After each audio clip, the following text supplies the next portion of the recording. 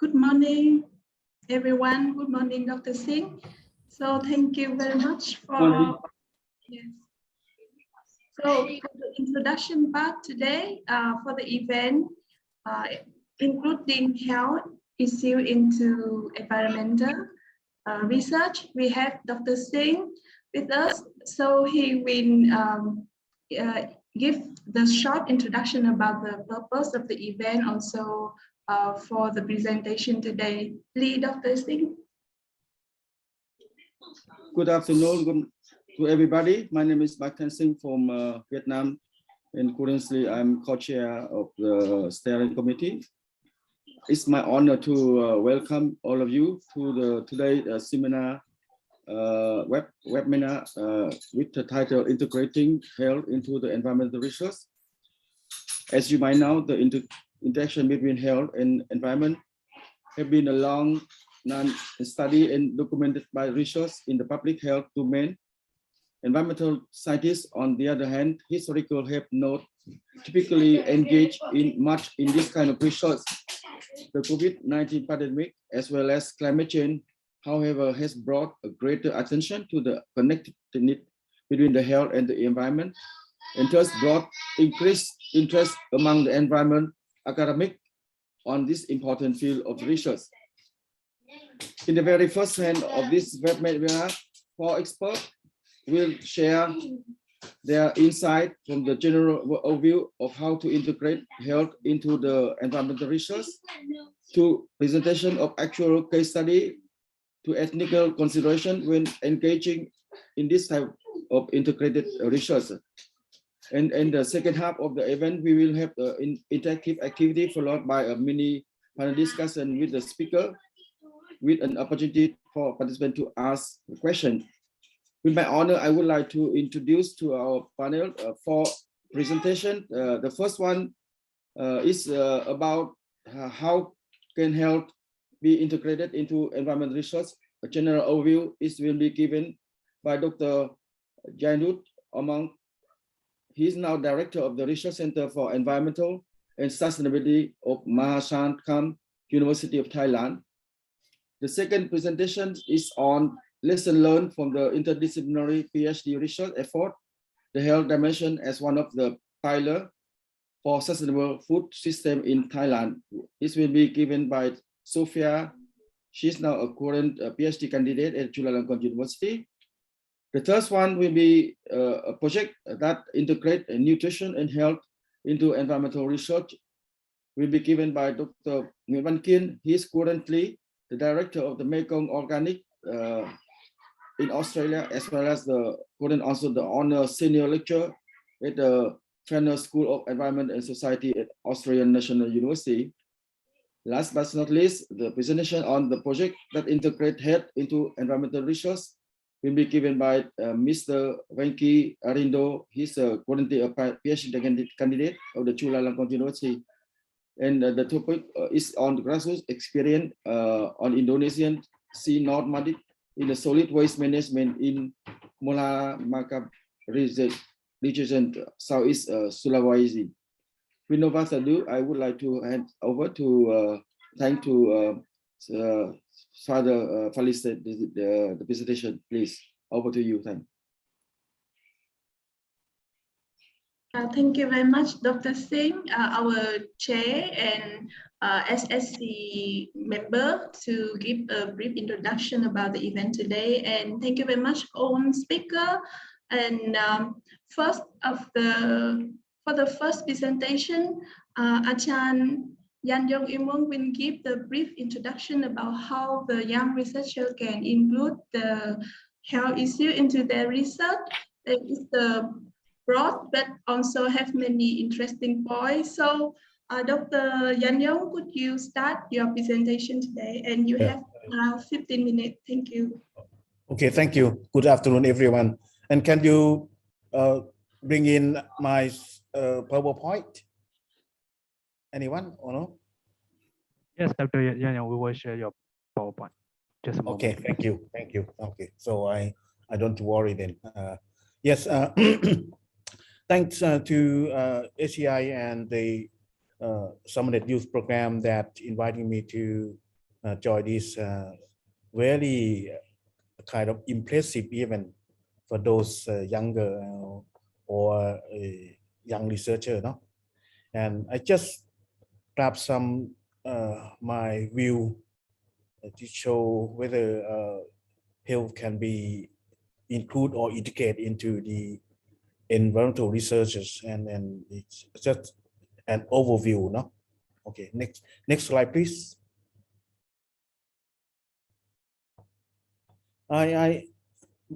Please allow me to bring in the 5 bullet points. The first is what is health and determinants of health. The second, the 2 existing models integrating health in the impact assessment businesses. And third, determinants of health and health outcomes. Fourth, a recent model of environment related to health, and the summary. Next, please. In short, what is health and determinants of health? The WHO long time ago up to now defined health is a state of complete physical, mental, and social well-being, and not merely the absence of disease or infirmity. This is the kind of a bit of broad definition of health. So please see also the word social well-being, no? That's a kind of giving some sense of social relation, something like that. And next, the determinants of health. This one is the new notion of health that's launched by the World Health Organization in 2017. This include of, sorry.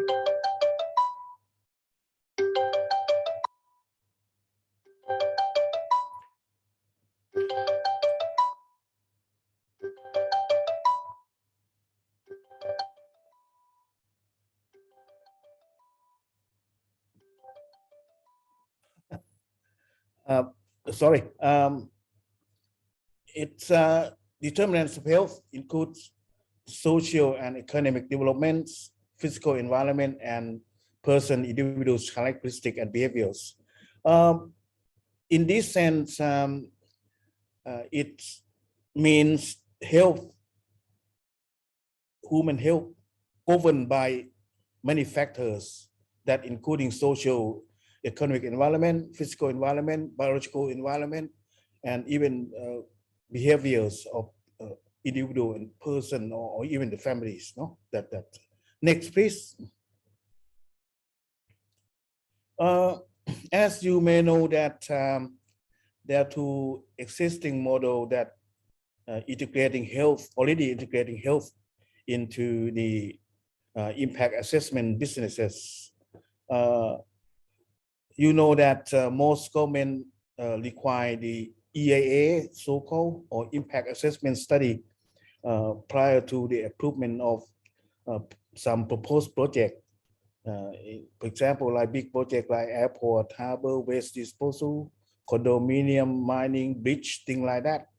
And the impacts assessment study includes study environment and health, and that's kind of become a key components in there in the report or the study report. The emerging 2 impacts assessments discipline. The first is what we see that kind of environment center profession called environmental health impact assessment, or EHIA. And the second is the health centers or human health centers called health impact assessment, or HIA in short, linking health with the kind of determinants of health. The first, the EAA or EHIA focus on toxicity, reference values, exploration of that, whether that might be impact on human health. But the second discipline, they focus on a kind of broader dimension of health, or that means any impact determinant of health that would be a meaning sense of the health impact. Next, please. Very lately, that as Dr. Singh said that not many study about health in the environment, but there are a lot of impacts happening around the development activities. So then many international banks, for example, the World Bank, Asian Development Bank, they require the borrowers, countries, for example, Thailand, for example, if they want to borrow money from those international banks, they should do a kind of health impact assessment. The current trend, those banks, they agree to set out that not only the EIA or EHA, but also the impact study should do a kind of study on determinant of health, whether that will be positively or negatively impact from those a kind of proposed development action or activities. So if it is likely that development activities gonna kind of go for a positive result of toward health, so that means they will have a value add. But if the negative, they should kind of lead to some merging kind of mitigation measures. Next slide, please. So another recent ones, they will show they try to merge a kind of model of environment related to health. So over here you can see that many activities around that, for example, climate change, air pollution, radiation, chemicals, agriculture, for example. So these kind of setting or activities or even situation, so that can kind of integrate health into their consideration in that area or in that activities. Next slide, please.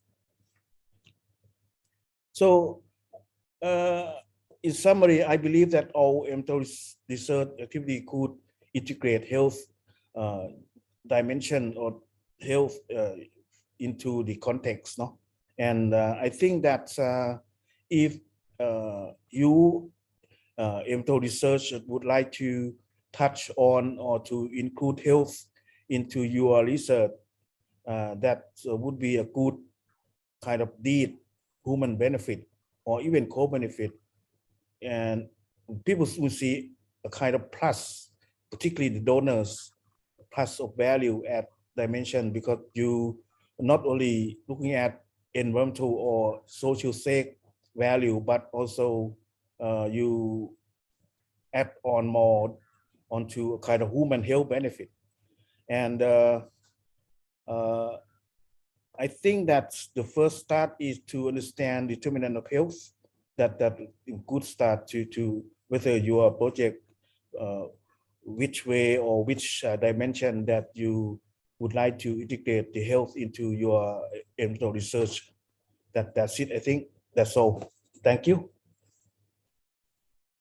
Thank you very much, Ajahn Yan Yong, to give us very brief introduction about how we as a researcher and also young researcher can include in a very interesting topic, health, into environmental research, especially in this time of COVID. All people realize that it's important to know more about how environment impact to the health, to the issue that relevant to the well-being of the human.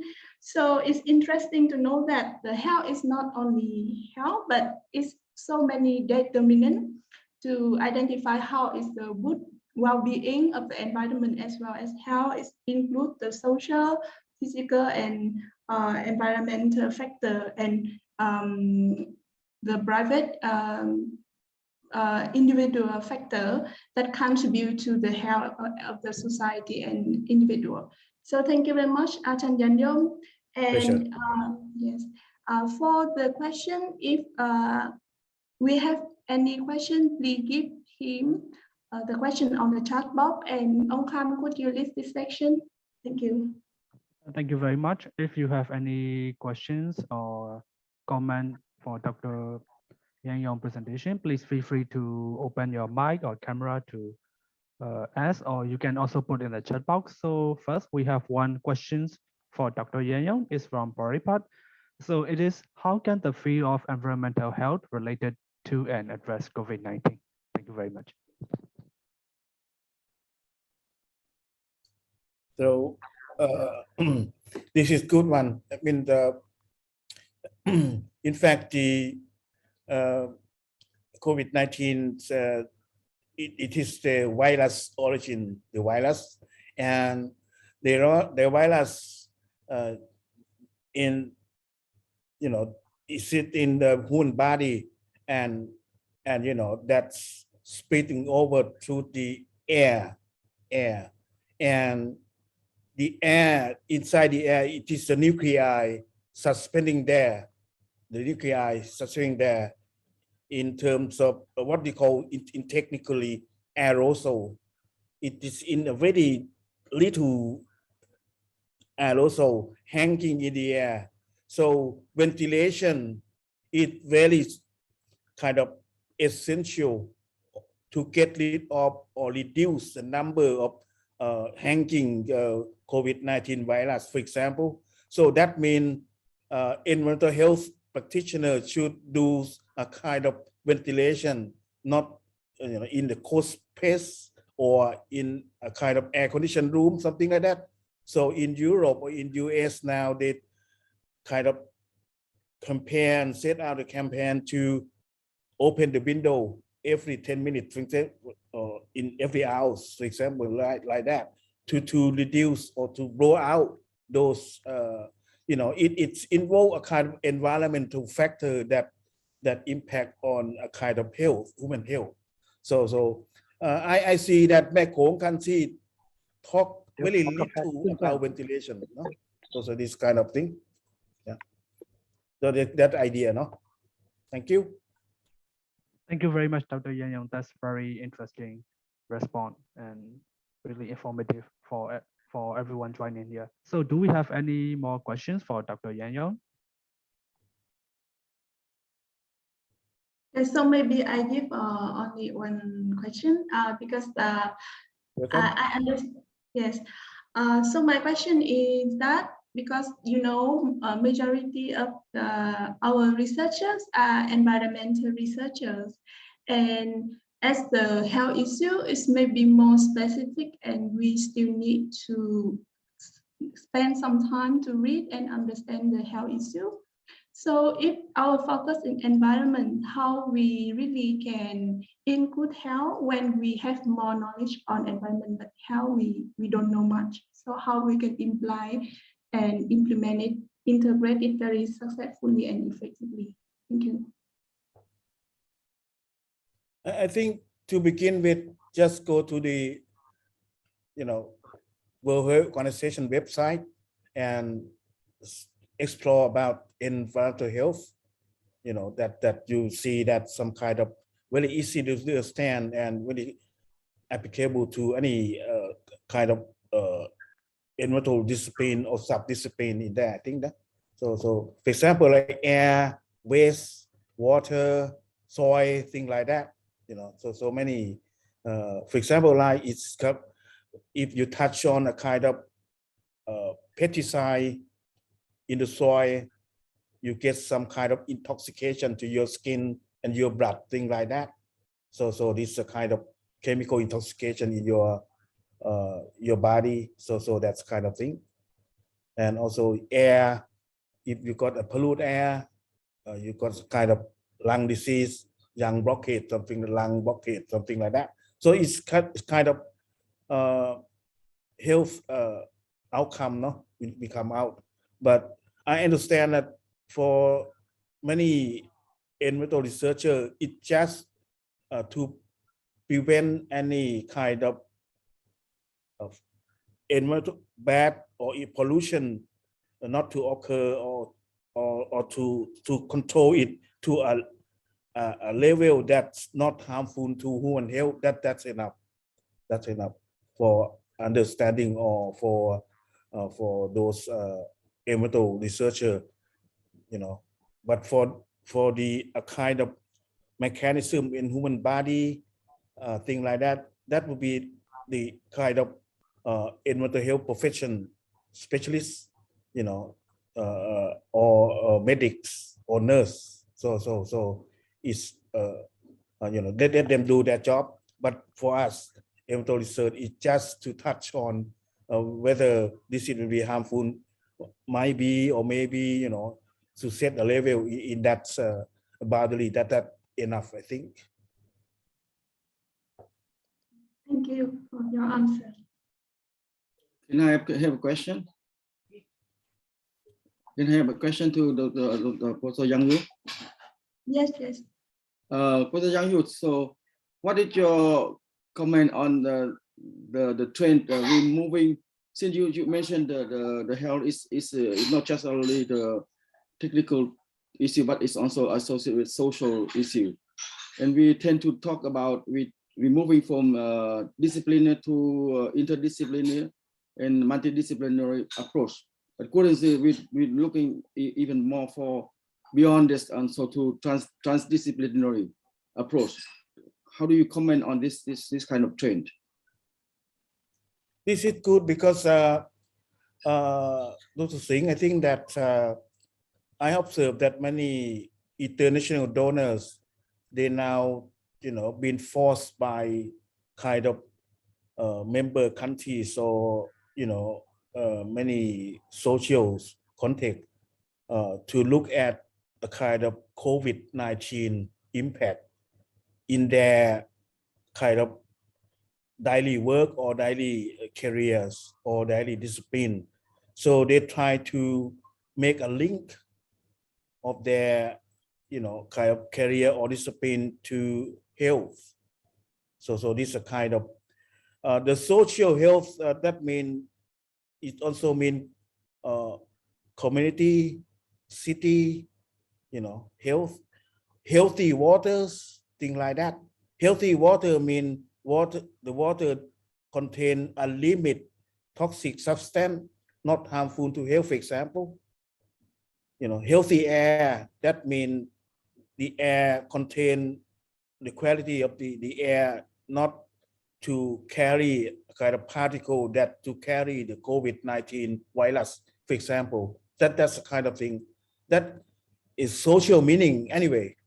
No, I think in that sense, no. So hope answer your question. Thank you. Thank you. Thank you, Dr. Yang.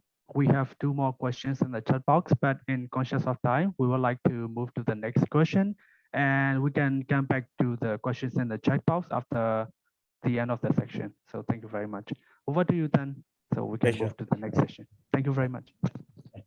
Thank you, Ajahn Yanjong. Thank you, Ông Kham. So for the next presentation, we have Sophia. She's PhD candidate at Chulalongkorn University, and her research is focused on rural livelihood diversification strategy to localize sustainable food system in Bangkok City region. And her topic for presentation today is lesson learned from an interdisciplinary PhD research effort, the health dimension as one of the pillars for sustainable food system in Thailand. Sophia, please start your session. Thank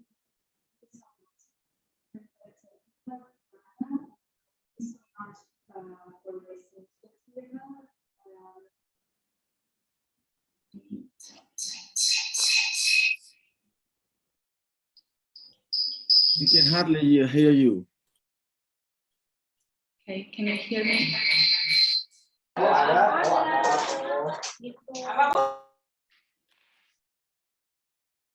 Could you try again, Sophia?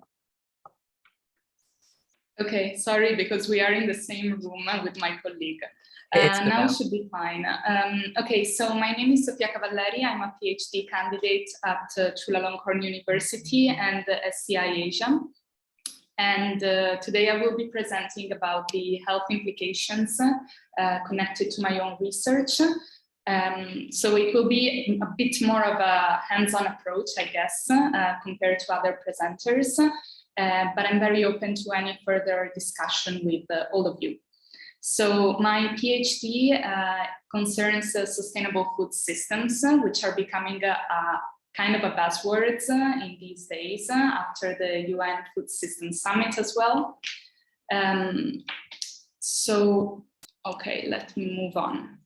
A little bit about my own research. I'm looking at how rural communities of food producers and urban consumers in cities can be reconnected through sustainable food systems. So I'm looking at consumers in Bangkok, Thailand, and then producers in 3 rural communities in Suphanburi, Ratchaburi, and Phetchaburi provinces.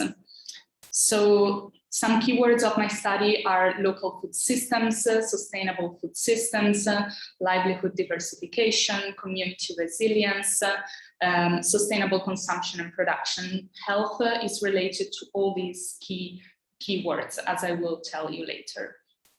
So basically, one of the main outcomes of my research is an integrated framework of indicators.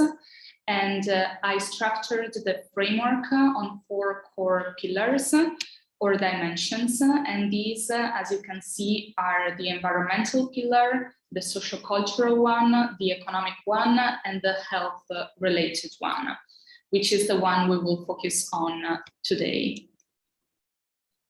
So what is a sustainable food system? We start from the basics.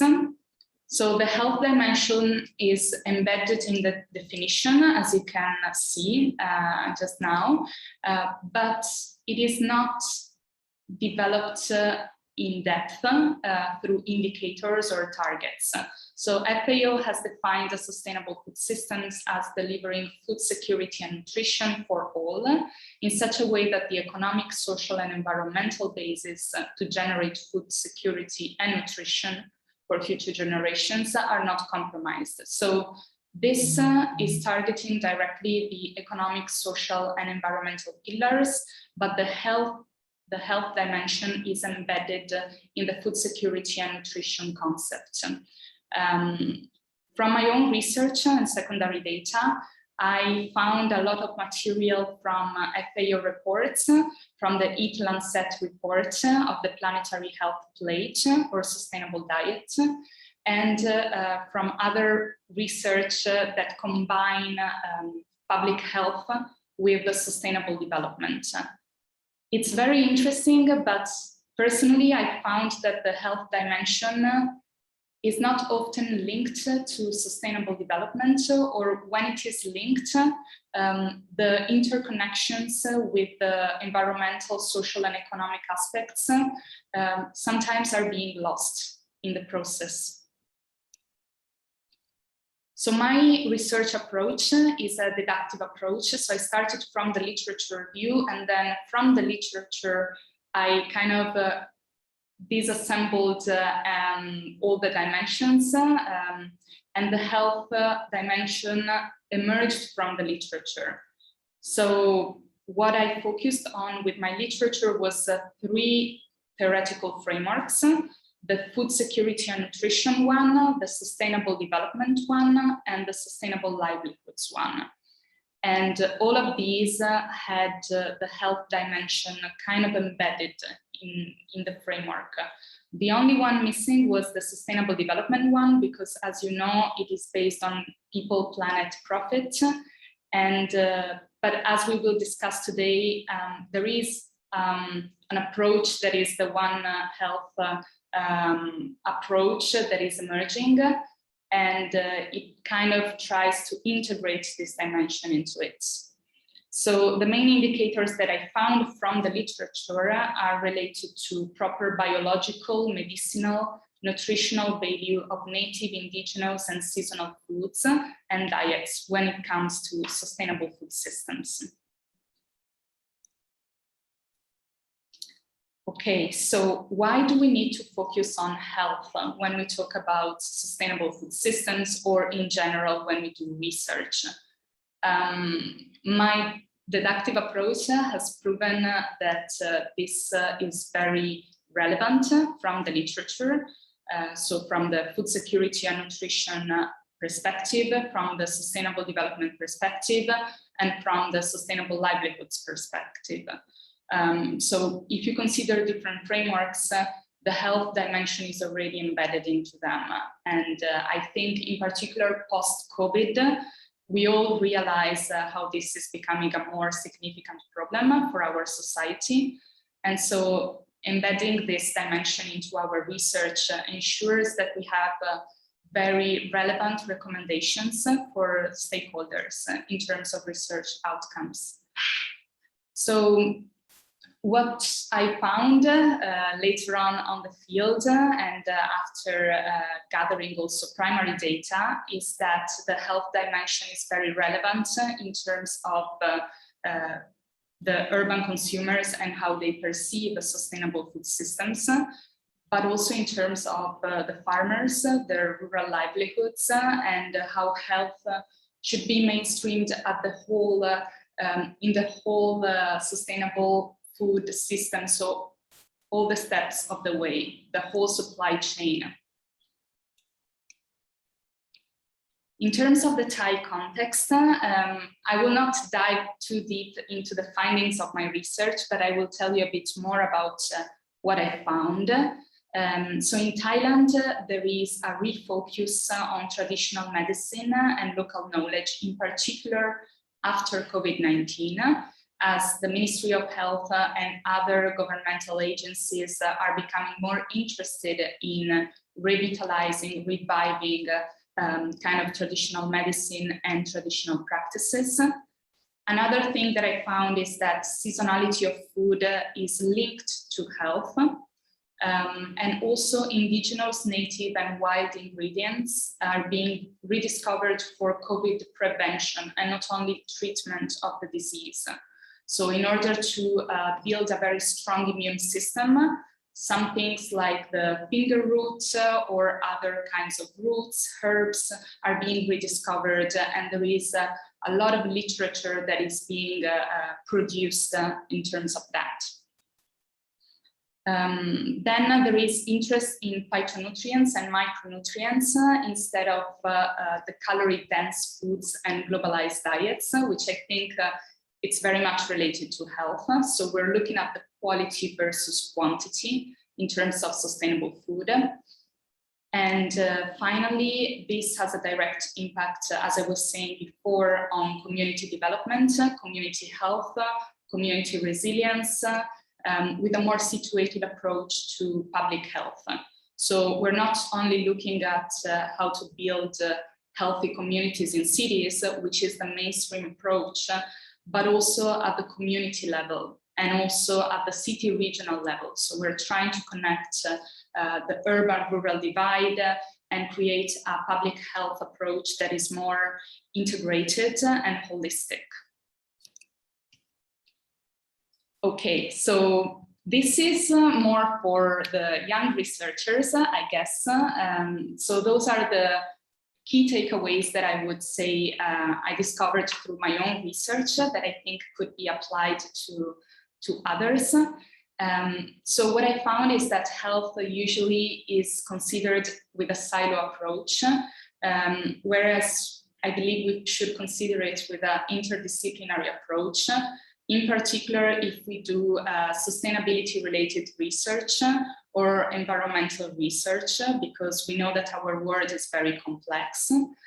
Then as a young researcher, I think you should firstly rely on different experts and senior researchers, as today we have Dr. Yang Yong and Dr. Kin, and they provide insights about their past experience, which is way more rich than what we know as young researchers or what we can find in the literature, since the literature sometimes it's so broad and vast. So that helps in terms of having a clear direction that is related and relevant to your framework. And then in terms of interviews that you conduct with the stakeholders, I think it's very important to understand what stakeholder you're talking to and what language they use when they speak about health. Because, for instance, in my case, I've been interviewing very different stakeholders, from chefs to culinary anthropologists to community leaders, representatives of the Ministry of Health, and all these people use different terms when it comes to health. So you need to do your homework in a sense, and yes, read the literature, but also understand what kind of language and keywords is relevant to the different stakeholders in order to collect the more rich and in-depth qualitative data that then is going to serve you for your research.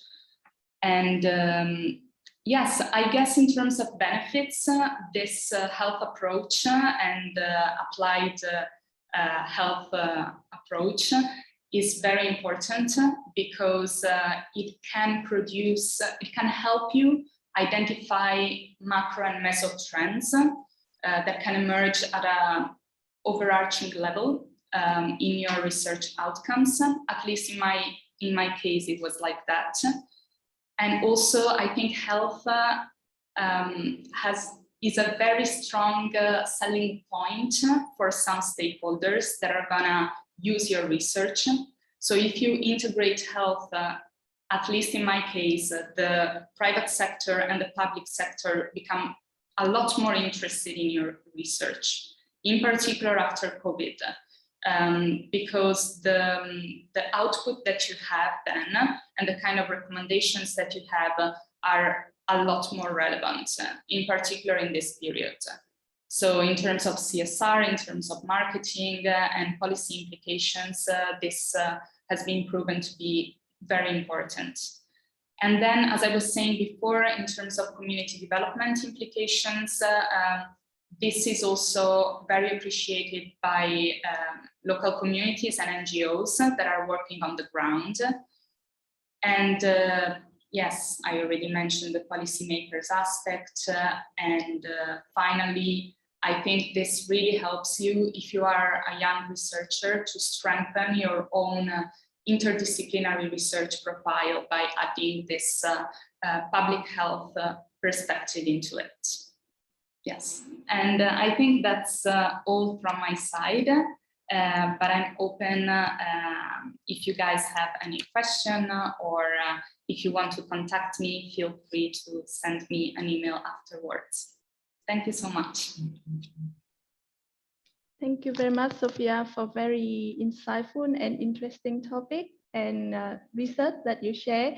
So from doing literature review and from doing research, Sophia found that there's very strong link between health and health dimension to the sustainable food system by improving sustainable food system, not only from the rural area and also from urban city. The public health actually can also be improved by the food, the system we have. And it's not only contribute for food security, sustainable livelihood, sustainable development, but it's also make the food availability more sustainable and more healthy for the people. And in the context of Thailand that she conducted the research in, that food system is play important role for traditional medicine, traditional practice, and natural resource very important. Beside the industry food system, the local food system also play the role for medicine for the local people. That is very insightful and very outstanding finding from the research. And thank you very much, Sophia. And I hope that our participants and our young researcher can learn a lot from your experience, from your thesis. And next, Onkam, it's your floor for asking the question.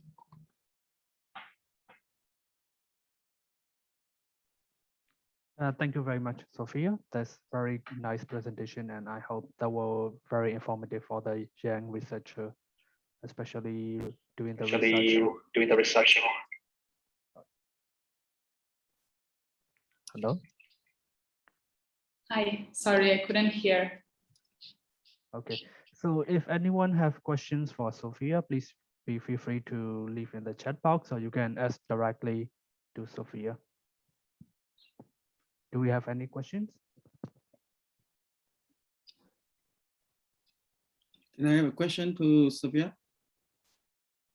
Hello? Sure, yes. Yeah, so in your last point that you suggest that using the interdisciplinary research approach is good for your profile, meaning you will apply the interdiscipline in your research. But do you think, is there anything that you can come up from the point of transdisciplinary approach? That's a very good question. Thank you for, and I think it links very well with what Dr. Yang Yong has said in the chat box, because he was referring to the conceptual framework of a research and how to integrate health into that. So I think, yes, I believe we should transition to a transdisciplinary kind of approach. And I believe that's also linked to a very strong research design. So in my case, I started with a deductive approach and I took it from the literature review. But then with the field work on the ground, I discovered some aspects of health that were not present in the literature itself. So I needed to integrate that into my own framework, right? And I guess that's going a step further. It's not about interdisciplinarity anymore, but it's about adding something to the existing body of literature that is already existing out there. So it's a bit hard, I guess, for a young researcher to do that, but I think it's needed, right? I think I very much strongly encourage you doing this way, because by engaging yourself in doing some interview and with different stakeholders, especially at the locality, you can transdiscipline also share your approach, and so you can learn from them in reducing your knowledge. So this is also quite important aspect, and I wish you good luck with your research, and I'm looking forward to reading your thesis, because it is very much close to my interest, and I hope to follow up with you later. Thank you. Sure. Thank you so much. Thank you so much. I appreciate it a lot. Thank you, Sophia and Dr. Singh. And we have one more question in the chat. So the question is, since we have specific sustainable development goal mentioned about good health, and you are working with the issues of sustainable livelihood and SDGs, why do you need to add more indicator about health in your framework? Yes, this is a very good question, Wanki. I guess the aspect that is missing in the SDGs that I would like to integrate with my own is the localized, situated problem, as you know very well. So when we consider local communities, the SDGs usually don't have that localized approach. And what I found with my own research is that when you go and collect data at the local level, there are some aspects that emerge from the community in terms of health that are not represented in existing frameworks at the international level, but they are very relevant. For example, concerning the indigenous native plants and species, and concerning the seasonality and seasonal calendars of farmers. And also seeds and many other aspects that are more localized and less mainstreamed at the international level. business. Thank you, Sophia. And do we have any more questions for her? And maybe I ask very a small question about the market value chain, because you mentioned a lot about local people, private sector, government sector. So in your research, any interlink and to see how the really local food people, food from the local people can be sold in the bigger market, or have chance to share their natural healthy food sources to other people in the city? And do you find anything interesting about that? Thank you. Okay. Yes. Sophia, you are on mute. Okay, sorry. This thing of being in the same room is very bad. We will never do it again. Yeah, so in terms of market, the most interesting thing is that local communities, at least in my research, what emerged is they're trying to brand themselves a bit more from the bottom up. So they're trying to create a niche market and access a very experience kind of tourism or niche kind of consumers. So even with these native plants, traditional medicine, of course, it's not for the bigger market of consumers. So you have to be very strategic in how you position your own branding as a community. And I think that opens up a lot of opportunities in terms of authentic kind of marketing and branding, and also sustainable consumption and production that is more localized and situated. Okay, thank you. Yeah, thank you, Sophia. And so, do we have any question? So if not, we will move on the next presentation. The third presentation will be presented by Dr. Kian.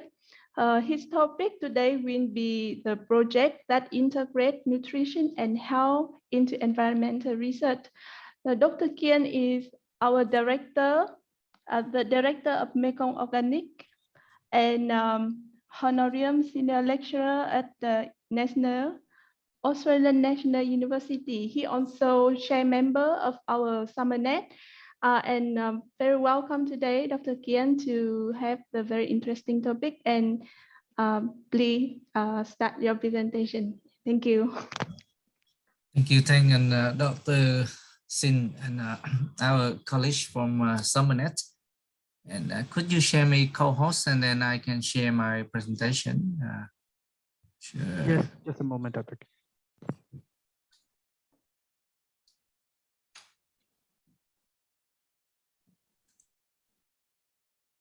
Yes. And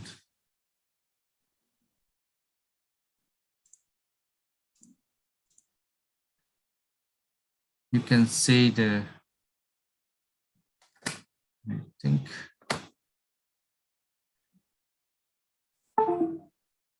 Sorry.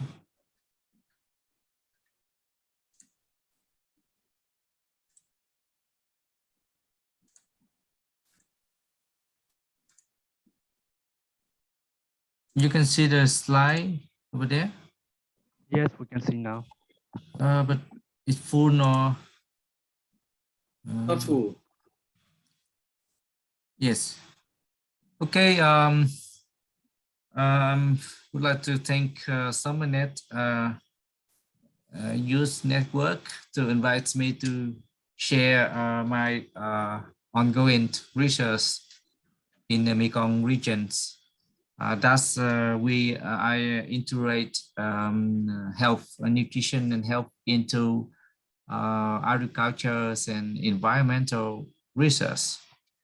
I synthesize the information from several projects that I involve, like the leader of the project or the co-leads of the project.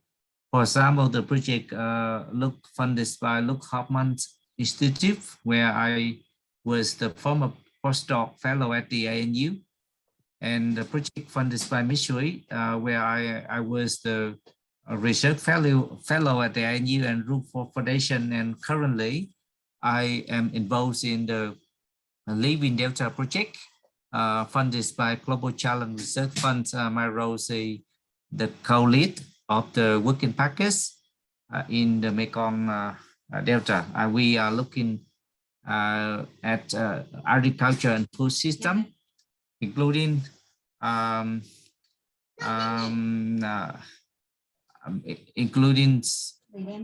including health and nutrition research.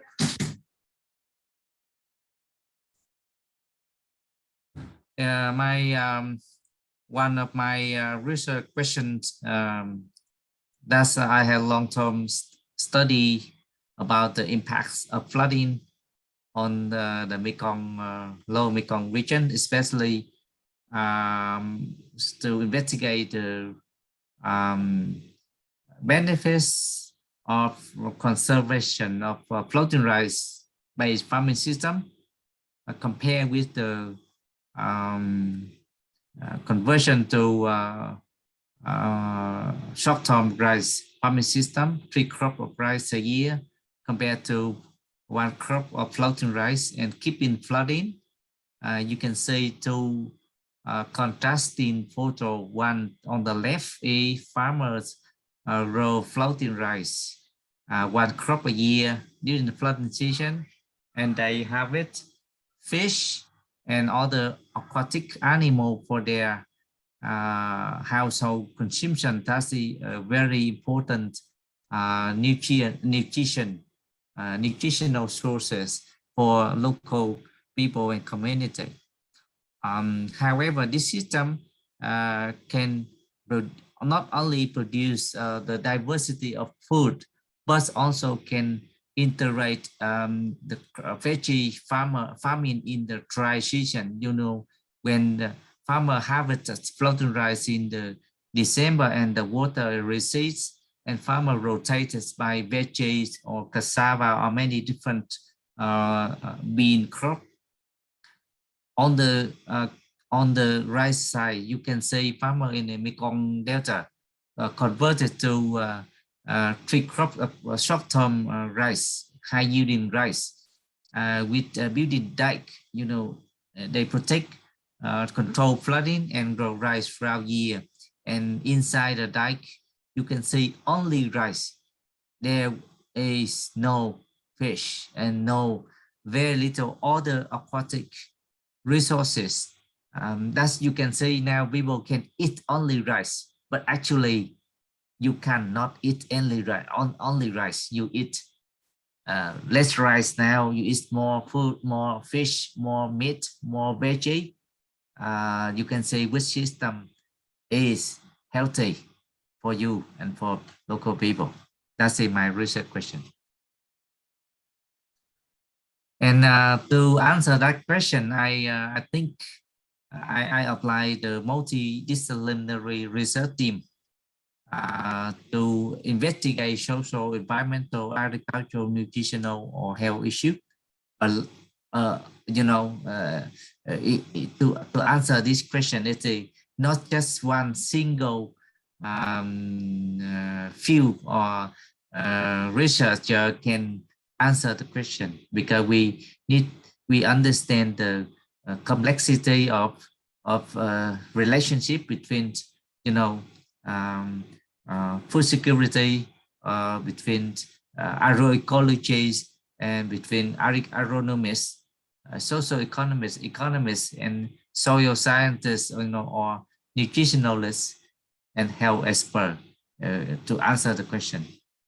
That's why we need to formulate the multidisciplinary research team on way all the time. Secondly, we apply the mixed methods to understand the in-depth. We can use qualitative research to understand the in-depth of you know, social issue or behind why the reason why people make decision to convert from floating rice to high yield rice, or why other people continue to grow rice or floating rice. That is a big question, and then we need to understand in depth, or we use quantitative methods to see relationship between variables or matrix. We develop the matrix to understand, for example, how the relationship between food consumption and nutritional status of the children or adults. For example, what food they eat and how height or how weight are they, for example, like us. And this is the research we not only undertook in Vietnam, but also in Cambodia, Delta, and in Ayeyarwady region in Myanmar. We undertook a 3-year project in Vietnam, Cambodia, Myanmar.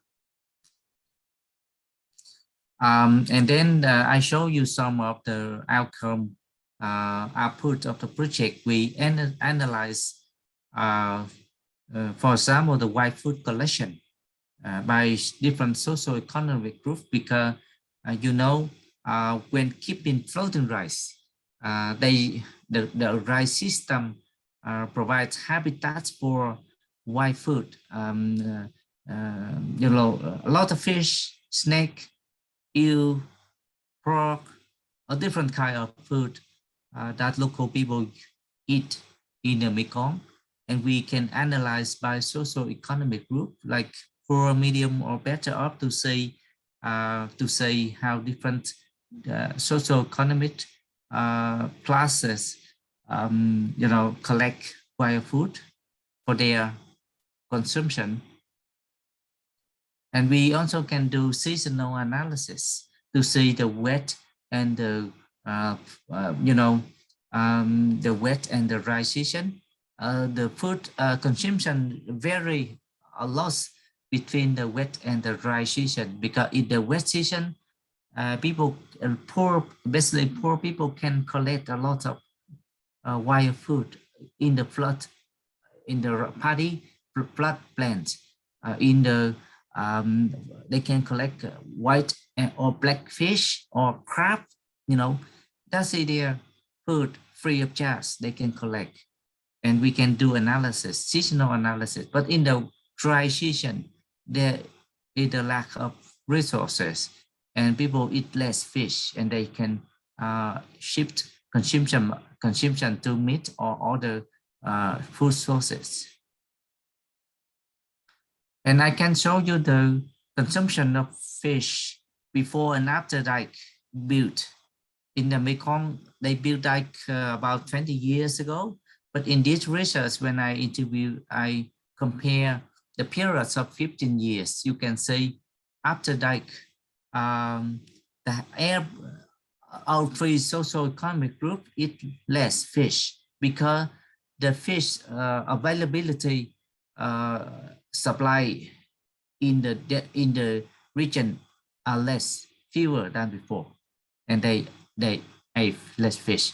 You mean it's inferred that the fish contain lots of protein and amino acids. It's good for human health.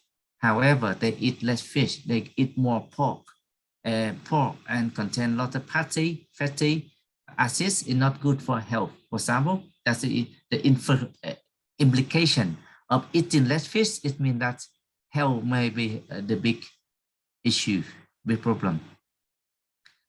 And I also did analysis. How did household replace the reduction of fish? You can see they eat veggie or beef or pork. You can see pork. They eat a lot of pork. Before, they eat less pork, but now they eat a lot of pork. That's the issue to be studied further about the impact of eating diet changes on health. And then we further analysis, because now I published several paper already. Now we are doing further analysis to say we converted fish into nutrients or nutrition. And you can see this is protein, lysine. Lysine is very important for children health development, brain development.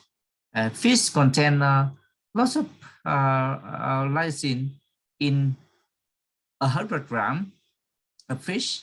But if you eat rice, for example, fish has 1,700 milligram in per 100 gram of lysine. However, rice, if you eat rice, you have only 290, nearly 300 milligram per 100 grams of lysine.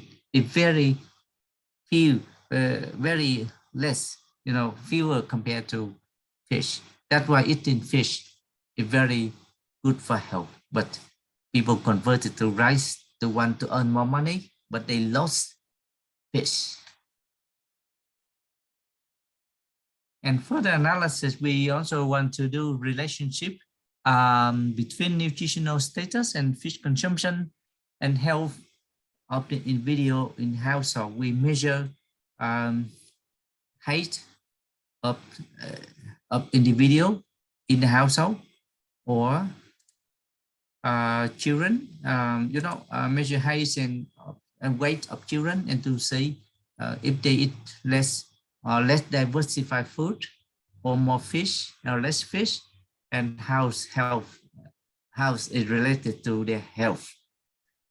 Thank you. That's my short message to share with you. That's the most important thing is to integrate health into environmental research. We need to formulate the multidisciplinary team, because I'm not a health scientist. I am not a nutritional scientist, but I'm the sociology, expert. I think we need more people in the team, and they give advice and they contribute their knowledge, and we can build a research proposal or a research project, and to have the better outcome for the solving the local problems in the Mekong region.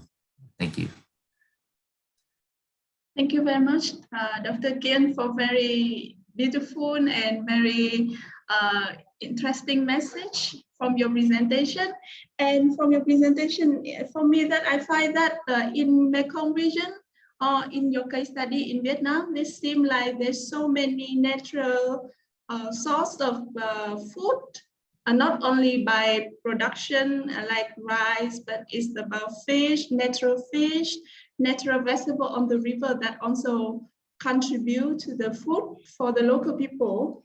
And one message I find that it seems like mono aquaculture production is not good for environment, because it's not multi-ecosystem, and also not encourage the other practice like fish and planting fish and other natural source sustainable, but only focus on rice to increase the economy is not the only way and not the best way for the food security.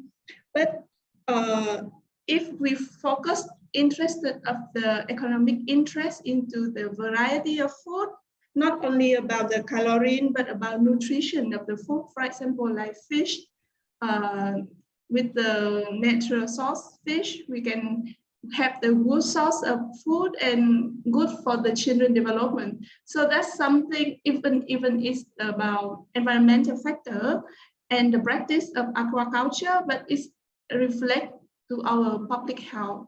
Thank you very much for the message and for the very meaningful case study. Okay. Thank you, Dr. Kian. And next we will We will have small questions for discuss and to ask with Dr. Kian and Ông Kham. Could you please lead this section? Thank you very much, Tan. And thank you very much, Dr. Kian. This relationship between nutrient and environment is very interesting and quite very important, especially in the, I think, especially in the Mekong region. So I have one question that I'm curious that, especially in the Asian country in the Mekong region, is kind of like culture or practice to eat more rice and more less of the meal. And I think this practice of eating more rice and less meat is not very good for the nutrition. So in your project, do you have any awareness raising program to change that perception or culture? Thank you. That's a good question. You know, in the research project, we apply not only research, but we do media communication. We talk a lot. Even myself, I wrote many local article in Saigon Time to talk about the benefits of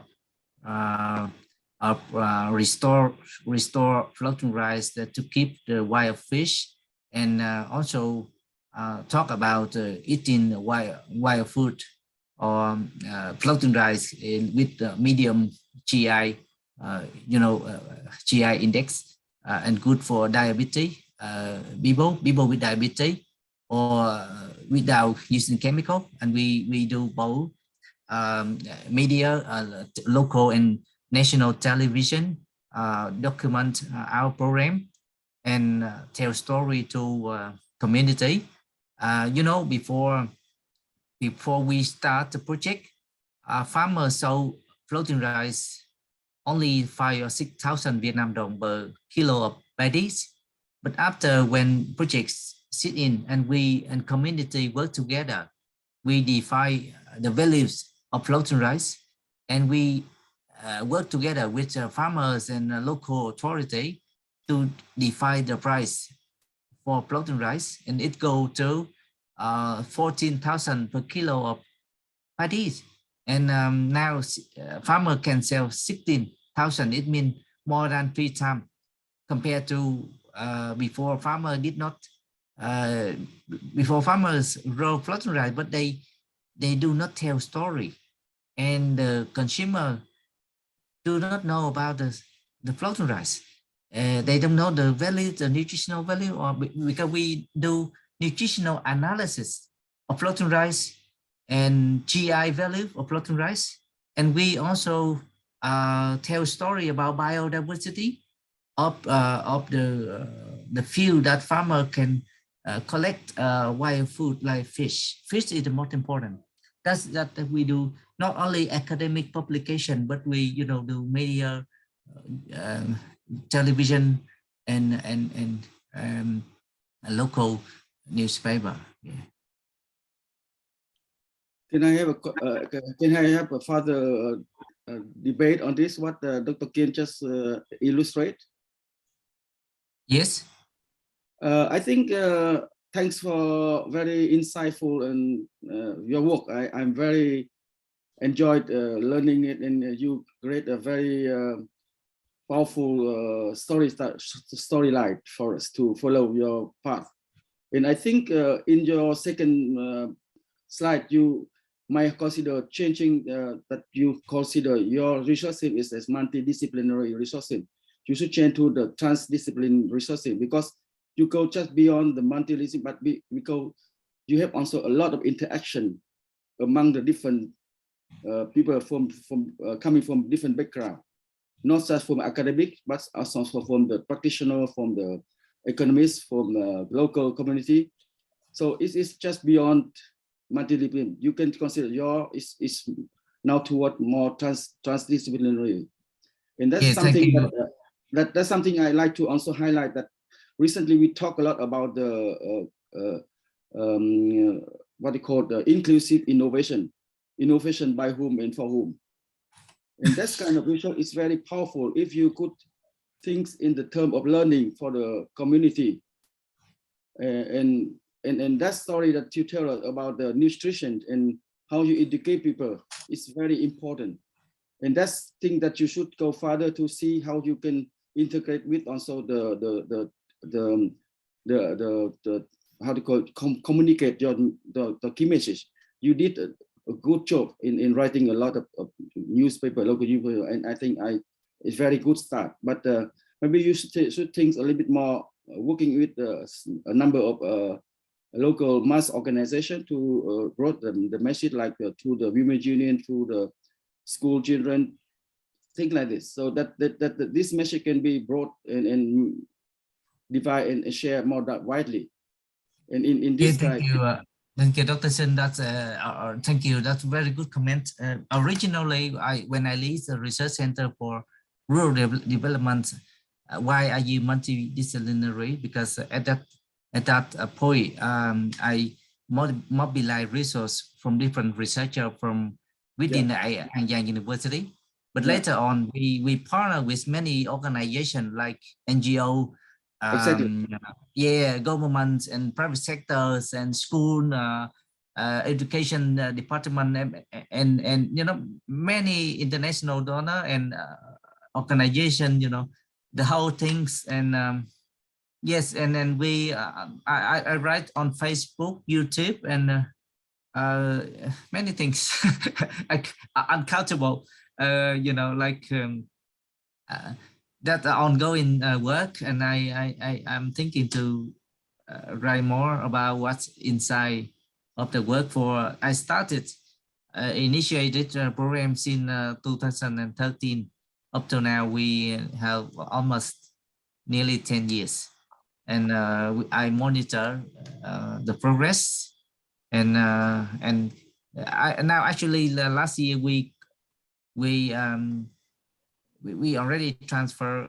When we do research, we tell community, present the information back to community, and they see the benefits, and they uptake, they adopt, they are strong, and now they can live along themselves.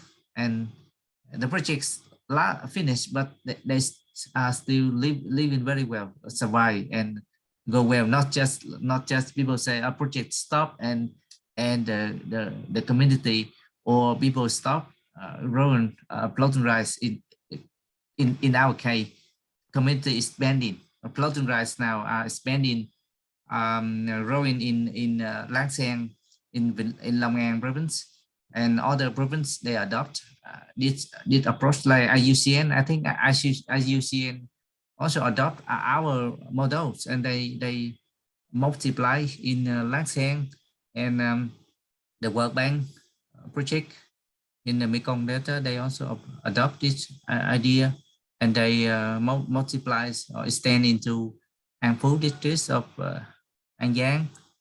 And we still, you know, we still have challenge in Myanmar and Cambodia, because the lack of leadership. Because doing this conservation and development, or we need to have the leadership. Someone need lead the work, and continuously engage local stakeholder and community to work on it. In Mekong Delta, I still keep an eye, and my team continue to work with private sector and community. But in Cambodia and Myanmar, they stop. And why the government in Myanmar and Cambodia, they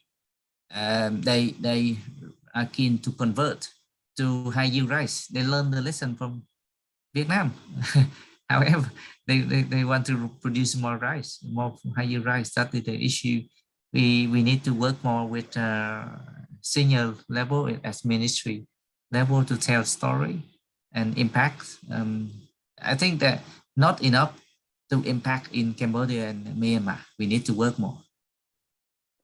Thank you very much, Dr. Kian and Dr. Singh, for a very constructive discussion. But we are behind the schedule, and we would like to move to next speaker. And if you have any questions for Dr. Kian, you can leave your question in the chat box, and Dr. Kian can respond in the chat box. Thank you very much. Yes, thank you. I should leave in 5 minutes because I host the training course of Mekong Organics project. We host 3 days per week for training to over 200 participants from Vietnam about doing organic from production, certification, processing, and trade between Australia and Vietnam. I cannot absent. I need to present my face and facilitate the training. I may answer your question to my email. Any question, please email me and I can reply. And if you want to discuss more, I'm happy to give my time in person to host another meeting, and I can talk more about that. Okay. Thank you, Dr. Kian, and hope that we have we have learned a lot from your presentation, and hope to see you soon again with SUMERNET Youth Network. Yeah, thank you. Okay. Bye. Okay, bye. Bye. See you soon. Once again. See you soon, Dr. Sin. Thank you. And for the next presentation, we would like to welcome Mr. Wangki Ariando. He is the PhD candidate from Chulalongkorn University, and today he will give presentation about his thesis case study, a project that integrates health into environmental research. Welcome, Wangki, and please start your presentation. Thank you. All right, thank you, Tant. I hope all you guys already see my screen, right? Okay, let me start. My name is Wangki Ariando. Thank you, SUMERNET, for giving me opportunity to my current research. I would like to deliver a small talk of as a part of my research, that is emerging issues from the social environmental research, especially the topic of the traditional ecology through planetary health of ancient genomes. Now I'm a third-year student of the Chulalongkorn University, studying environment.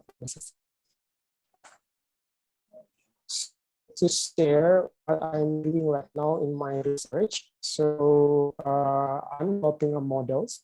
Sorry to interrupt, Wanky. I think the connectivity from your side is not very good. So can you try closing your video for better bandwidth? Thank you. So continue. Okay. Okay.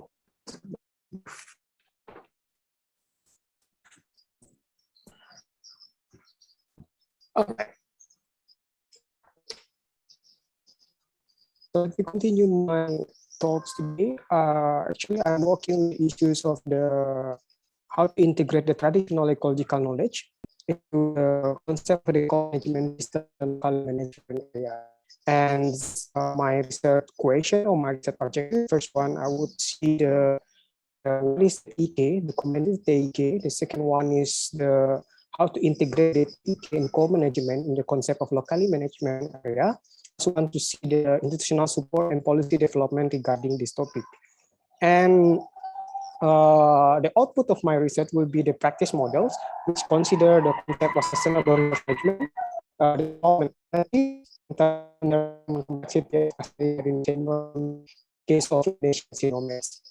And my research mainly on the ethnography approach, some method, and then targeted response of the project communities, especially including the government, NGOs, private sector, and academic. And then I use the qualitative setting, the analysis, the validation, and my partiality of this research since I work with individuals. I'm also part of the customary community in Indonesia, as Muslim community, and growing up in the coastal area, and also I'm in social.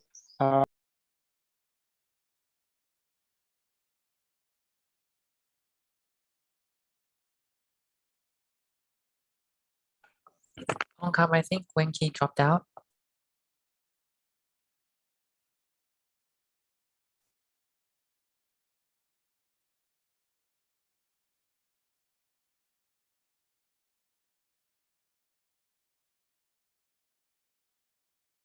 Okay, sorry for the misconnection with the Wanki. Maybe we will come back with him later, and maybe we should start with Boripat panel about mini section for our 3 presenters. So you may start, Boripat. Okay, thank you, Tan. Okay, so yeah, as Tan mentioned, we'll just go ahead with the panel discussion while we wait. So my name is Baripat. I'll be the moderator for this panel discussion. Thank you to all the panelists for joining us today. We have 2 speakers here with us now, Sophia and Dr. Yan Yong, and we'll also be joined by Dr. Singh, co-chair of the SUMERNET Steering Committee, who will be joining us today during the session. I prepared a few questions for the panel, and my first question is for Sophia. And you've sort of touched on this a bit more, but I'm still curious to learn more from you. In your experience, what are the main obstacles to integrating health into environmental research, and how did you overcome these obstacles? Okay.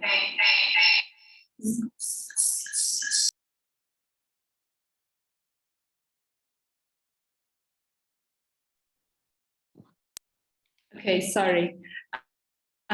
So the question was, how do I overcome the barriers?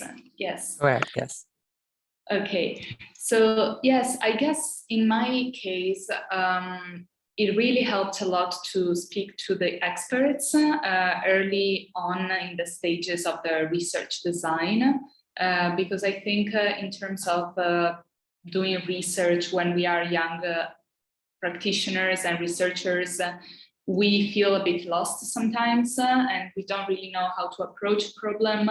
So I think talking to experts in the field really gives you a kickstart and also a shortcut. So you already know how to navigate the process. So what I did was kind of key informant interviews with experts in the health research field.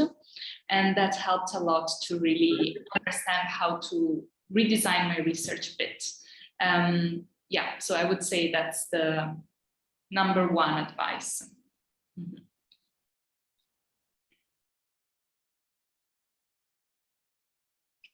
You are on mute, Baripat. Yeah, thank you, Sophia. Tan and Ongkam, do you want to invite Wenki back? I think he's back online now. Yes, I think it's a good idea. And Wanki, very sorry for losing you, and we hope that you can continue your presentation. Thank you, Wanki. Yeah, I'm so sorry. Actually, I'm in the research field now, so I had a limited connection. So may I continue? Wanki, sorry, we can share the PowerPoint from our side, so I think it's better. Oh, all right. Yeah. Yeah. Just a moment. Did you get my PowerPoint already? Already sent it to. Yes, we got it. Done. Okay. All right.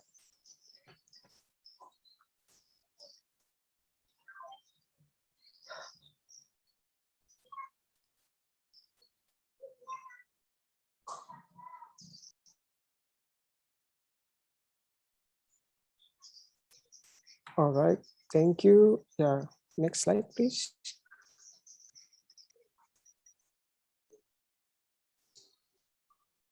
Yeah, let me recall my research briefs. Now I'm working with the issue of indigenous peoples, especially the coastal communities of the sea nomads.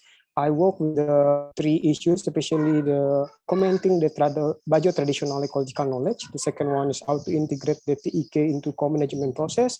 And the last one, how to see the institutional support and policy development regarding the issues.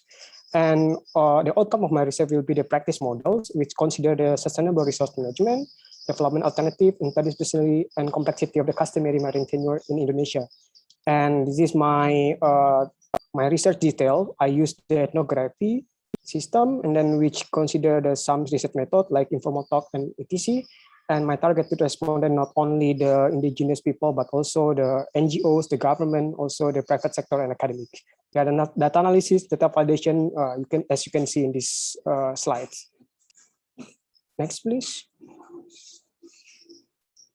Since I work with these 3 models, developing the model about the TEK and locally managed marine area, I used the framework from the Berkeley's 1993 actually to show you what is the TEK, the traditional ecological knowledge. But in my case, I tried to modify the concept of TEK into the practice.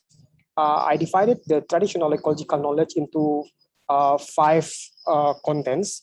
The first one, the TEK should start with the conservation practices, ritual and belief, navigation and forecasting, customary laws, traditional fishing method, and the plus one will be the adaptive management. So actually, this concept is working with the sustainable resource management, but since I work with the issue of the indigenous people and using the inductive research strategy, where I come to the place and then I try to search and I try to observe as much as I can, then I gain the concept of the planetary health, where the TEK is interacted each other, especially for adaptive management, where the community and indigenous peoples using the cultural belief and adaptive capacity to cope of the climate change, to cope of the crisis of the health and the other public health issues. Next, please. Then what I mentioned before on this last slide, I tried to figure out the concept of planetary health, as our the first presenter talked about the determinant of health. So I could say the planetary health is the bigger or the broader concept of the determinant of health. The planetary health means the interaction between the human system and the environmental system. In this case, I would see the concept of indigenous people and local communities. And what will we observe for these indigenous people and local communities of IPLC? We want to see the local knowledge, including the consideration between human and environmental system. So in this local knowledge, I found these 3 concepts about the cultural practices, belief, and adaptive management. And from the concept of the planetary health, they cannot work only to see the interaction between human and environmental system. Of course, we should deal with the implementation, the policy development, and its community participation. So in this concept, after I got the planetary health and then to see the implementation, policy development, and community participation, I tried to narrow down this concept into the practice of the Indonesian SUMERNET, the Bajo communities in Wakatobi Regency in Indonesia. So after I observed and doing the ethnographic approaches, I found there is 4 consideration that we need to consider when we talk about the planetary health in the Bajo communities. The first one is about the environmental degradation, local interests of the community, and also the government and other NGOs, and practice model that what should we imply to this community and others. And the last one is the public health issues. From this concept, I tried to combine it with my research question. The research question number 2 and number 3 is about the institutional support and also the how to interact the co-management system from those cases. Next, please. Then actually I already presented this finding as part of my research in last conference on July. So the planetary health, I choose the specific study case is about the solid waste management in Bajo. You know the Bajo as the Indonesian SUMERNET, how they use the solid waste management in their system, actually where they are living in the floating house. So in the concept, I could see the first one is about the social issues in health.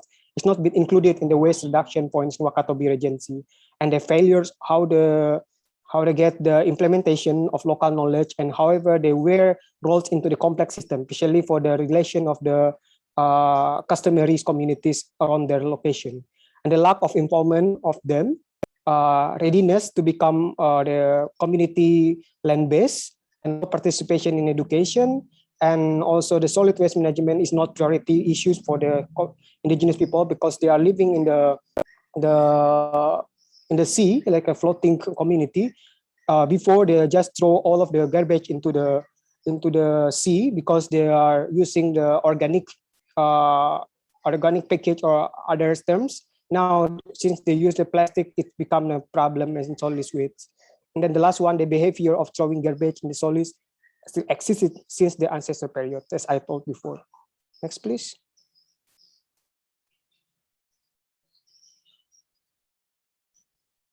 Then I use the models that I developed the model how to see the planetary health in the specific of the Bajo communities in Wakatobi. So since it interact between the environment and interaction between environment and human. So the first one is about the natural first law. It's about how the environment cope all of the interaction on it.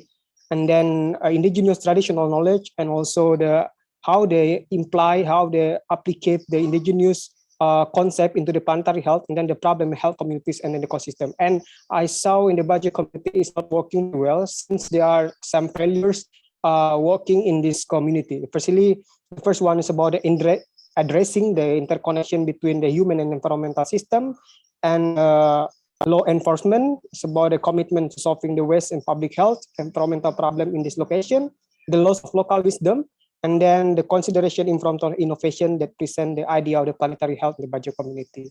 So I could conclude that planetary health is a concept that can reach the smallest social unit in the society, but if they implement it in the right approaches, vice versa, if they implement it in the wrong way, so it could be generate the new problem, especially the commitment from government and other organization working on this issue. And Bajo people in this case are vulnerable community regarding the planetary health issue, since this cases is not belong in one line. Next, please.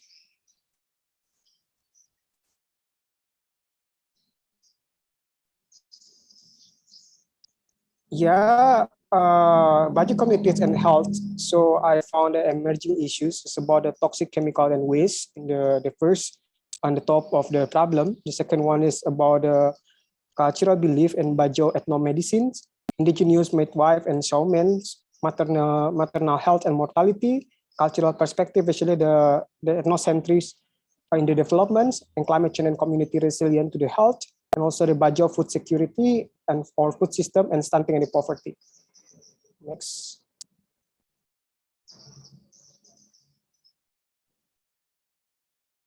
Yes, this is the village that I working with. So as you can see, they are living on the marine area. So yes, it's quite different with the other indigenous people. Next, please.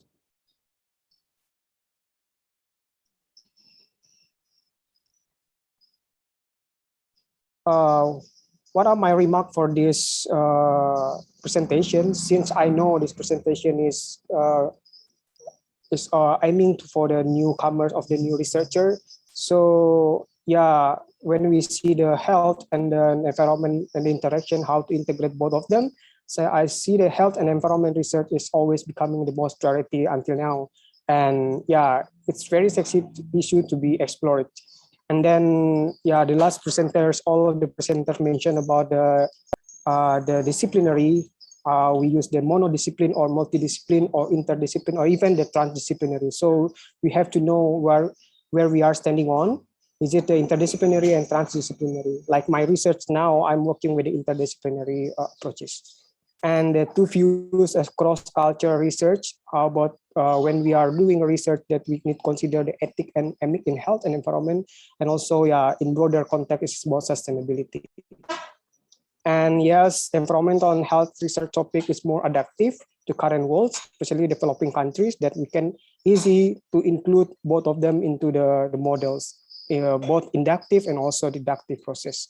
And the last one, in my point of view as ethnographer, and ethnography research, health and environment indicate the demography and also the history of the indigenous people and local communities. I think that's it. Thank you. Yes. Thank you so much, Wenki, for sharing your project and your research with us. It was really interesting.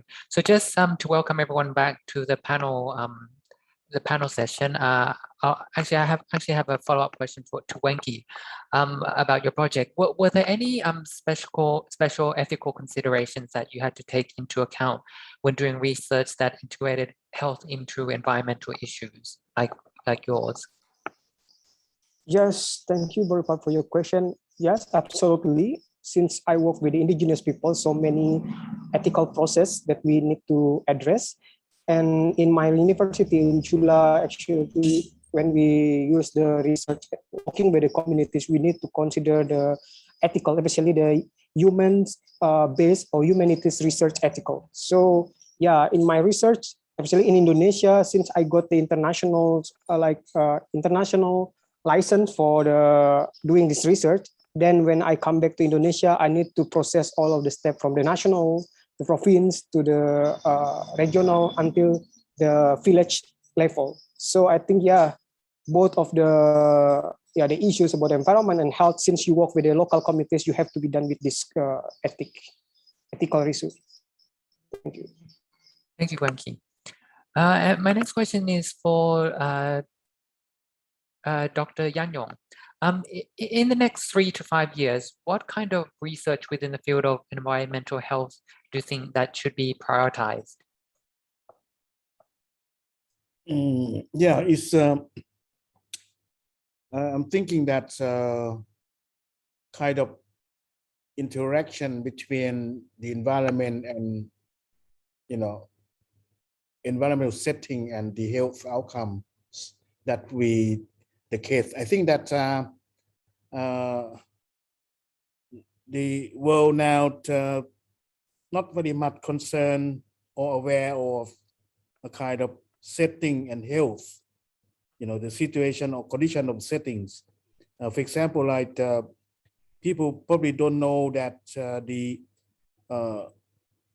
COVID virus will communicate through or by means of, air contact to your nose and hanging there for many hours in the public space, things like that. So the interaction between human or even the human attitudes towards that setting should be kind of promoted and kind of it's a kind of to be aware of, and also I understand that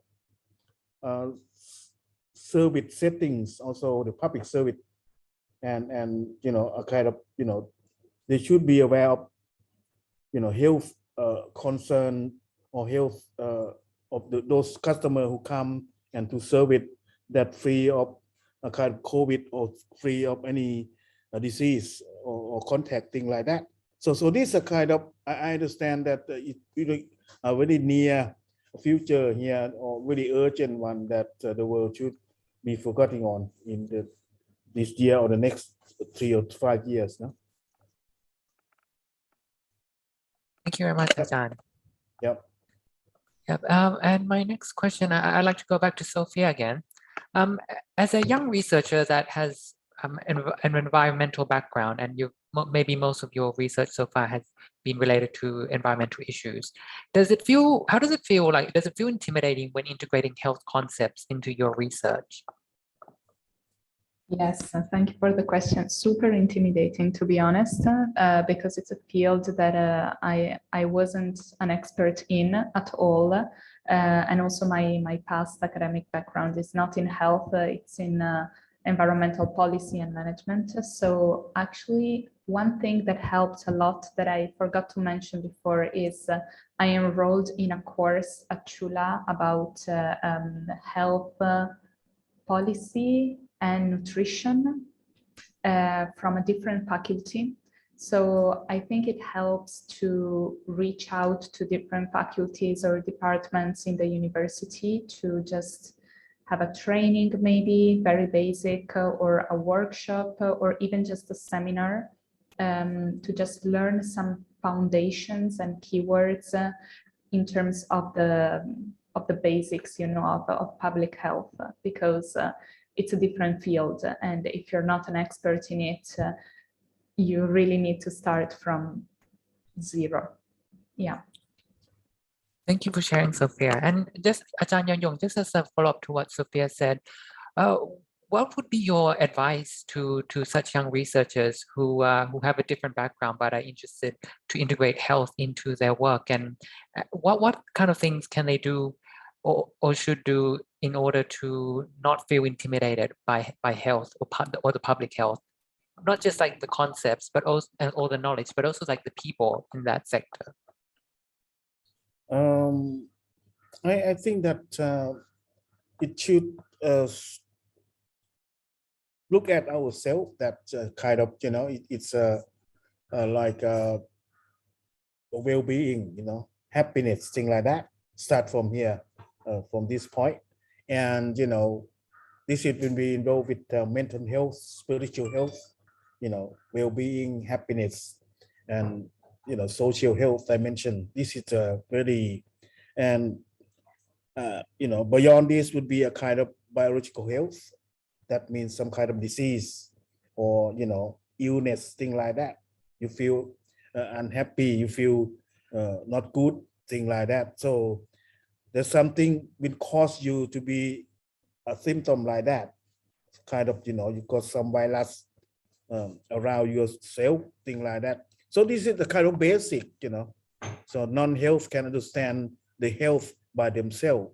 So I understand, as I told you so far, that it's not necessarily to understand or scrutinize, a kind of more deep insight, but it just understands kind of everyday life of yours. And if you bring in some kind of health, public health, social health, thing like that, would be, you can merge that in your kind of research. I think you start from there, and you can have somebody or some kind of specialist, you can ask them to help you, to guide you, if those are public health professions, or to guide you, or to consult you, kind of, to guide you, that would be I think that enough, no? Can I Thank you, Ajahn. can I Go add ahead, it? Dr. Sin. I think we have heard over the last presentation the keyword health, and then by Dr. Kian's presentation, health is conceptualized very differently by different stakeholders, by different people at different level. So how this concept has been articulated and perceived is quite essential to put our what is the key question for us to start with. And if we look at the current situation, those research academic working tend to work separately from environmental research or health research. But the COVID-19 is, for the first time, forced people to think the way they co-produce the knowledge. And that's why to deal with this kind of grand challenge with the complexity, you need the various type of people, not just only academic, but also practitioner, policy maker, and things like this. So we have to move to more transdisciplinary approach. And in this way, how this concept health has been articulated, understood by different level, from the top and from down, and by different social group, like represent business, industry, government, academic, local community, how they conceptualize being healthy, health society, being happy country, like the one in what is called the happiness of what is, I forget the word, of those living up north of India. So that's something that we should think along this line. And once you agree that health became a key concept, then we can start recognizing new insight, and we can look from this. So to give them more weight, more attention compared to environmental, social, economic dimension. So that's just my comment. Thank you. Thank you, Mark. Thank you very much, Dr. Sin. Sophia, you have your hand raised up. Go ahead. Yes, just quickly, because it's in line with what Dr. Singh has just said. I totally agree, and I'm on the same line in terms of interdisciplinarity and transdisciplinarity. But what I would like to say as like a call for action, I think as young researchers, we need the support of more experienced researchers to really support us to implement that kind of research. Because sometimes in academia, I feel like we feel the pressure to become experts in one field and over specialize into that. And it's very hard to defend yourself as an interdisciplinary or transdisciplinary researcher when you feel like you have to become more and more an expert in one field. Thank you, Sophia. Very, very good point. Wenki, do you have anything to add to that conversation about integrating health into environmental research as a young researcher? Yeah, I think I really agree with Sophia's point is, yeah, as a young researcher, since in my working field, I work with the ethnography and the very, like, you can say, indigenous people. So it's very hard to find like people or young people to work with the issues of the indigenous peoples in the broader context. But yeah, we have to know and we have to go in deep how to see the interaction issues in this community, especially health and environment. And yeah, since international agreements, yeah, many talks about the consideration for the indigenous people, health, indigenous people, food security, and the environmental problem of indigenous people. Yeah, I think my point of view to all of the young researchers should be deal with this issue and try to go back with the locals and practices from the indigenous people and local communities. Thank you. Thank you, Wenki. My next question is for Ajahn Yanyong. In your opinion, do you think enough research has been done on the topic of environmental health, specifically in the Mekong region? And if you don't think so, why is that? Again, question again. Do you think that there has been enough research done on the topic of environmental health in the Mekong region? No, I don't think that there are very few and many gaps remaining, and I understand that as have gone across the Mekong countries several years, and there are lots of gaps remaining in studying on the environment and health, and unlike in Europe, people are concerned about health related activities, or any and that people just care about the individual health, personal health, family health, community health, that a kind of development goal of one of the development goal of their countries, and in our society in Far East here, we even the government put health in a very kind of lower priority, so that's a kind of they just far beyond to those SDG goal, on the third goal of the good health and well-being, that's not that attainment, I think. So these yeah, in general, I think they're not enough, and it's and that's why the multilateral banks, the ADB banks and the World Bank, they try now to move and turn on a kind of health implication or health impact assessment in any development arena. So just few years ago, start to do that. In the past, no, just social and the environment only. Thank you, Ajahn Yanyong. And my last question is to all four panelists. Looking to the future, how do you think the field of environmental health will change after COVID? Dr. Sin, do you want to go first?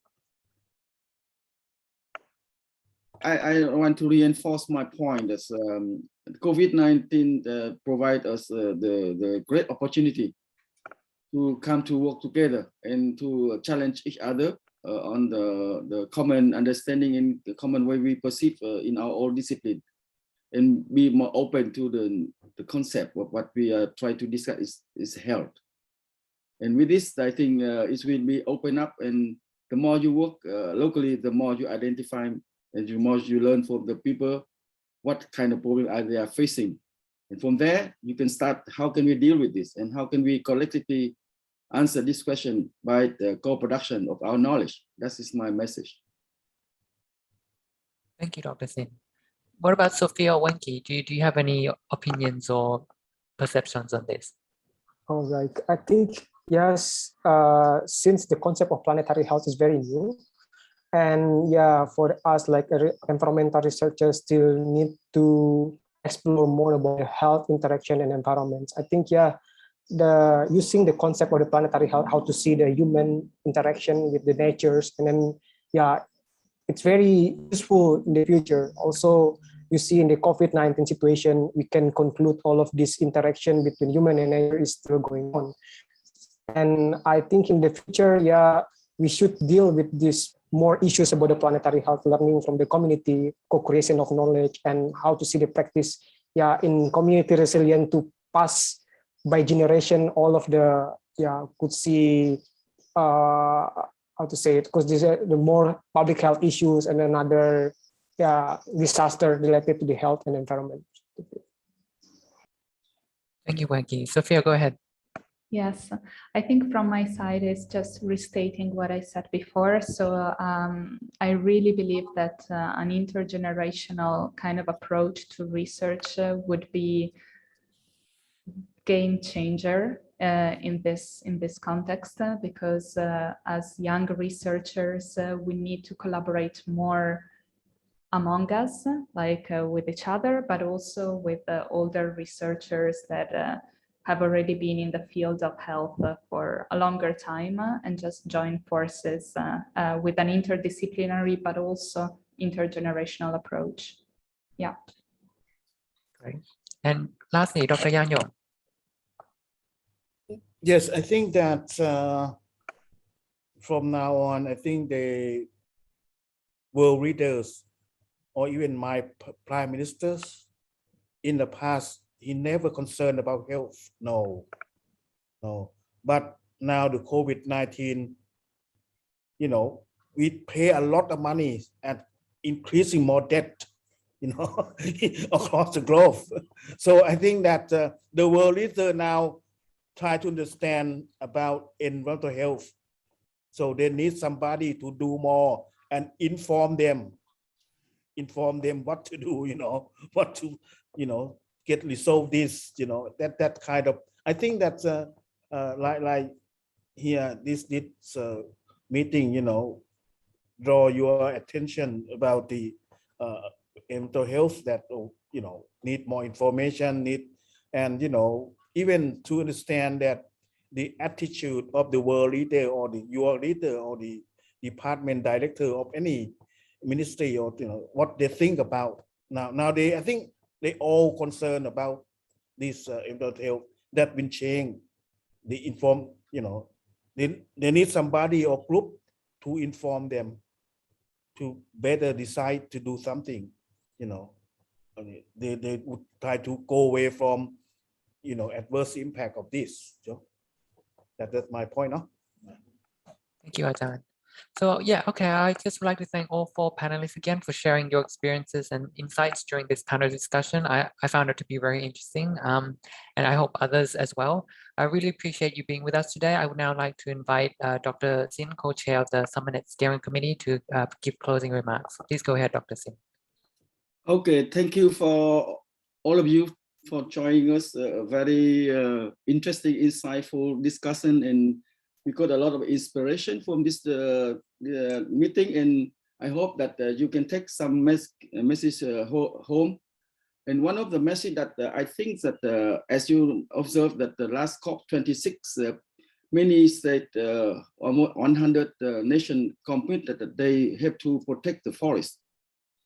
This is the base for our ecosystem, and the question of how to keep the healthy of forest is became very essential.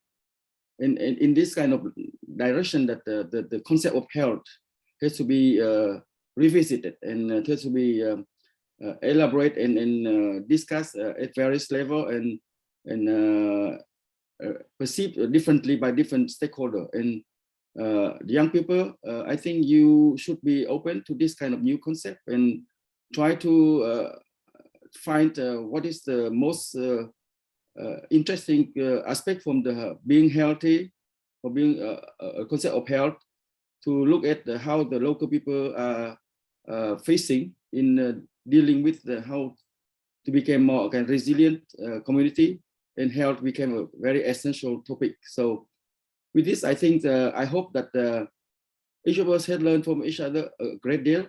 And thanks SUMERNET Youth Group for having this excellent initiative. And I encourage you to go on along the line. And I hope this is not the first and the last one. And you have been doing quite well. And please continue to do this way. And I'm very encouraged, and I'm thankful for taking me, putting me giving me some chance to facilitate it, but to learn a lot deal from you.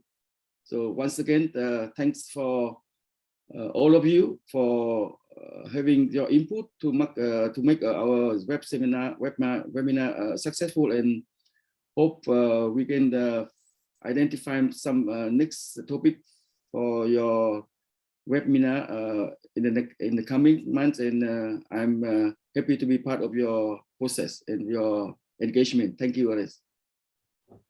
Thank you, And Dr. I would like to think that we should leave to the organizer to conclude the meeting. Thank you. Thank you very much, Dr. Singh, for the closing remark, and thank you all the presenter, Achan Yanyong, Dr. Kian, Sophia, and Wanki. Thank you very much for your contribution today for us and for our participation. And also thank for our team, Mr. Ong Kham O from Myanmar. He's the fellow, SUMERNET fellow, Boribat Debel from Thailand, the coordinator, and Sophia, our team and SSC Secretariat for help us to make this event happen, and more another future event to come, and to engage with the young people and researchers in the region. Thank you very much. And I hope you have a very good afternoon. Bye-bye and see you again. Bye-bye. Bye-bye.